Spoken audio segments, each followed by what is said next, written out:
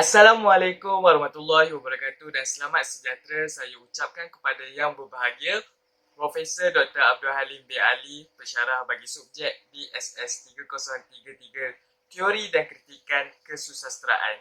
Saya, Muhammad Hanafi bin Muhammad, pemegang nombor metri D20191087834 akan membentangkan tentang teori strukturalisme. Okay, dalam pembentangan yang akan saya bentangkan nanti terdiri daripada info mengenai sudut, latar perkembangan, idea dan dasar-dasar atau prinsip-prinsip yang berkaitan dengan teori strukturalisme. Okay, di samping itu juga saya akan turut menjelaskan tentang cara penggunaannya dalam kritikan sastra.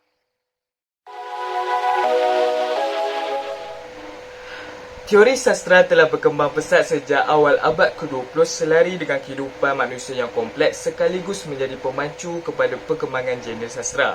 Okey, teori sastra ini akan berkembang mengikut arus perubahan kehidupan manusia dalam pelbagai aspek seperti kehidupan masyarakat, bangsa dan negara daripada sastra Melayu tradisional hinggalah sastra Melayu moden. Okey, teori sastra memperlihatkan pelbagai bidang ilmu sastra yang terdiri daripada pelbagai teori sastra sama ada teori sastra era pasca moden, teori sastra Malaysia dan juga teori sastra barat. Okey, bagi teori sastra barat terbagi kepada dua iaitu teori sastra barat era klasik dan juga teori sastra barat era moden.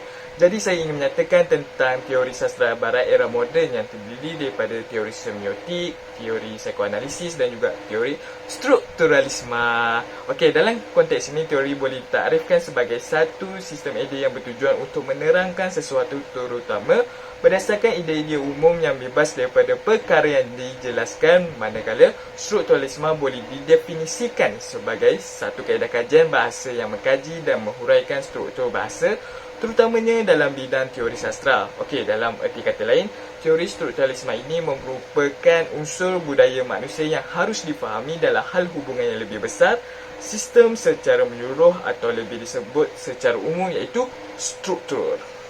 Okey, oleh itu teori strukturalisme ini merupakan antara tunjang utama yang penting dalam teori sastra khususnya teori sastra barat era moden dalam perkembangan pengkayaan bidang sastra.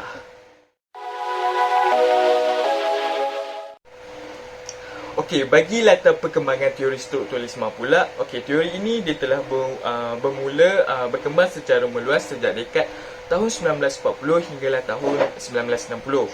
Okey, teori strukturalisme ini dia telah dimulakan oleh seorang pengasas linguistik moden kesusasteraan iaitu Ferdinand de Saussure. Okey.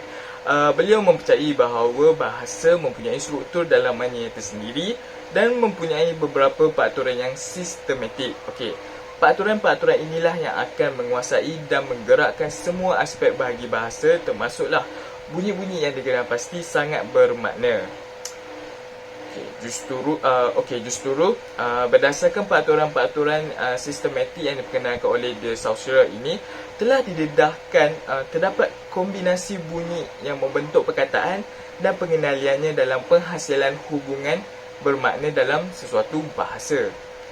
Jadi sehubungan dengan itu, seorang ahli antropologi iaitu Claude Lévi-Strauss merupakan pelopor utama dalam meneruskan perkembangan teori strukturalisme yang telah dimulakan oleh de Saussure tadi dengan mengaplikasikannya teori tersebut menerusi fenomena mitos perhubungan kekeluargaan dan juga peraturan pemakanan. Okey, dalam usaha beliau turut muncul beberapa tokoh lain yang turut menjayakan perkembangan teori strukturalisme seperti Todorov, Roland Barthes dan juga Julia Kristeva. Okey, bagi bahagian idea teori strukturalisme ini pula, okey, teori strukturalisme ini dicipta berdasarkan usaha untuk menerapkan kaedah dan wawasan Ferdinand de Saussure iaitu seorang pengasas linguistik moden kesusasteraan. Okey, selain itu teori strukturalisme ini juga dia mengenengahkan idea dalam menjadikan teori tersebut sebagai teori yang berpengaruh dalam menggantikan pandangan positivisme ataupun kaedah analisis berasaskan empirikal. Okey, dalam konteks ini, De Saussure telah membezakan teori ini kepada dua istilah iaitu Lang dan juga Perrol. Okey, Lang ini merupakan aspek sosial bahasa, manakala Perrol ini pula merupakan realiti pengguna bahasa yang sebenar. Okey, kedua-dua istilah telah menjadi asas kepada teori strukturalisme. Okay, istilah Lang ini merupakan perkara penting dalam tumpuan pemikiran kajian De Saussure dalam aspek sistem dan peraturan-peraturan membina bahasa. Okay, istilah ini secara tidak langsung dia memperkenalkan karya kesusadaraan sebagai binaan linguistik dan tidak mencerminkan realiti pengarangnya. Okay, bagi istilah Perrol ini pula dia merujuk kepada realiti bahasa sebenar yang wujud. Okay, kewujudannya ini disebabkan adanya sistem sosial bahasa sekaligus teori strukturalisme lebih cenderung untuk mengkaji aspek Lang yang menjadi asas kepada kewujudan Perrol. Okey, teori strukturalisme ini dia mempunyai sebanyak 6 prinsip yang perlu digunakan dalam pendekatan ini. Okey, yang pertama iaitu keseluruhan atau dalam bahasa Inggerisnya dipanggil wholeness. Yang kedua ialah perkaitan iaitu relationship. Yang ketiga regulasi diri iaitu self-regulation. Keempat transformation. Yang kelima analisis sinkronik ataupun synchronized analysis. Dan yang terakhir iaitu yang keenam desentralisasi perkara iaitu decentralization. Okey.